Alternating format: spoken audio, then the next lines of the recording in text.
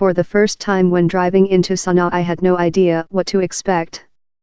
3 days before my arrival, the rebel Houthi movement had imposed a complete communications blackout in territory under its control: no internet, no social media, no way for residents to reach the outside world. The journey from the Yemeni government-controlled southern city of Aden to the capital, something one usually set aside 6 hours for, had taken us almost twice as long. Our vehicle had to negotiate a way between the craters that punctuated the road, stark evidence of 3 years of war in the country. Crossing into the rebel-held north, it was sobering to note that the Houthis were now the only force in charge there. Only days before, the region had been controlled by an alliance between the Houthis and forces loyal to former President Ali Abdullah Saleh, who ruled Yemen for 33 years before an uprising in 2011 forced him to hand over power. But suddenly, brutally and irrevocably, the partnership had come to an end. Checkpoints that once featured portraits of both Saleh and the Houthis' leader, Abdul Malik al-Houthi, now only showed pictures of the latter. Only faint traces remained of the Saleh posters.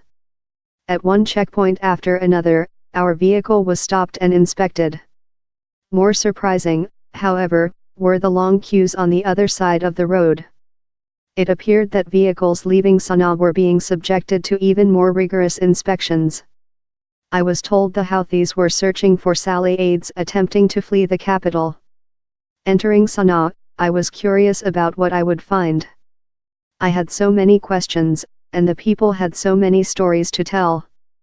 Driving around, life seemed normal. An eerie calm reigned over the city. The streets were bustling, the shops looked full. Still, I could not believe how much of this beautiful city had been destroyed since my last visit, only 3 months ago. Endless rows of shops, schools, and blocks of flats were riddled with bullet holes or completely burnt down, a result of 5 days of intense clashes between Houthi forces and Saleh supporters, as well as air strikes by a Saudi-led coalition backing the government. The fighting was the worst the city has ever experienced, one local told me. They were killing us from the air and from the ground, there was nowhere to hide. According to the International Committee of the Red Cross, as many as 234 people were killed and 400 wounded. People living in the Hatta district, where the clashes started, told me horrifying stories of sniper fire shattering their windows and killing members of their family, of residents trapped in their homes for days without food or clean water, of sick and wounded relatives unable to reach hospitals. The rebel infighting erupted on November 29, when Houthi forces stormed the Saleh Mosque, Yemen's biggest, killing 4 of guards loyal to the former president. 2 days later, Saleh announced in a televised speech his decision to end his fragile alliance with the Houthis. To the surprise of many, he even declared his readiness to open a new page with the Saudi-led coalition, whom he had been fighting since March 2015. "We will deal with them in a positive way," he said. "What has happened to Yemen is enough." The response to his speech in the capital was predictably mixed. Houthi supporters told me Saleh was a traitor who should never have offered to begin dialogue with a coalition responsible for aggression and the starvation of Yemenis. But one Saleh supporter told me that the former president felt for the people of Yemen and understood that there was no way to end the war but to negotiate with the Saudis. "He knows Yemen's politics best, and we can't take any more of this." The coalition and the government of the current president Abdrabbuh Mansur Hadi, although hesitant at first, supported Saleh's call for an uprising against the Houthis.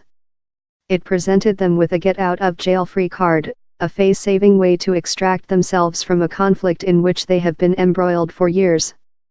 Many, both in Yemen and abroad, believed that pushing the Houthis out of Sanaa might mean the end of this vicious war, which has left the country battered, broken and starving. Such hopes were dashed almost immediately, however, when Saleh was killed 2 days after his television appearance. Within hours, a city that was once so united became more divided than ever.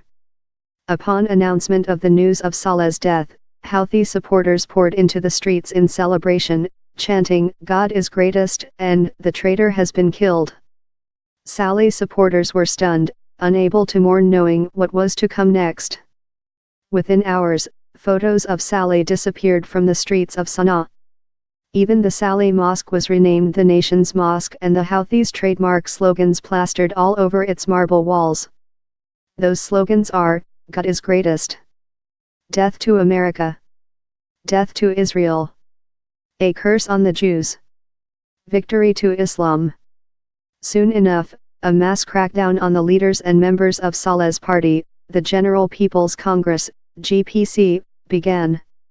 Within 2 days, there were reports that the homes of more than 500 GPC supporters had been raided and their occupants taken away to unknown locations.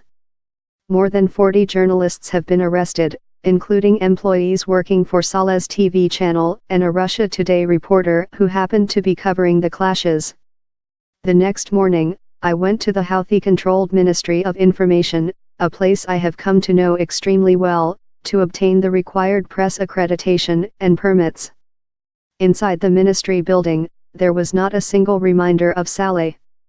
As I sat down with the official in charge of permits, I raised the issue of the media blackout currently imposed by the Houthis on the country. "What happened is that a new page in Yemen's history has begun," he told me. "Saleh is gone and now we are in charge." He is right, for now.